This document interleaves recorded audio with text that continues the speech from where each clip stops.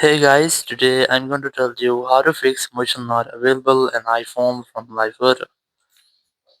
If you're using any iPhone and you're trying to set a live photo as your own wallpaper, but you're facing the issue which is motion not available from the live photo, so let's see how can you fix the issue. So now to fix that, the very first thing is how to go to your settings here, go to general, go to software update, and just try to update your software. Once you've updated your software, just go back, open your camera app, and now in camera you have to try to retake a live photo with a clear background. So just tap on this option here, then select live from here.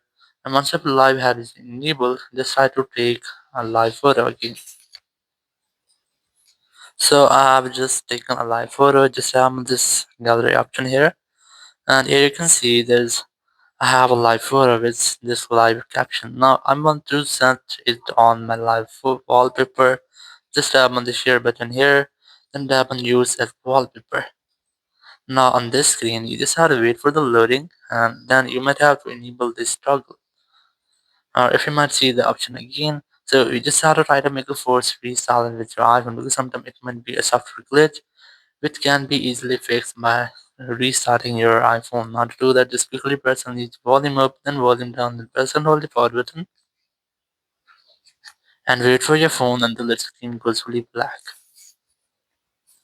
And once you get the black screen, you just have to wait for Apple logo. And once you get Apple logo, just release the button and wait for your phone until it restarts.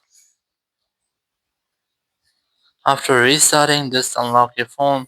Then you have to retry to retake a live photo. Just open camera again and retake a live photo here. So once you have done, just open your Photos app, select the photo which you have taken, and here just tap on this share button, tap on use as wallpaper, and here just enable this toggle to enable live effect.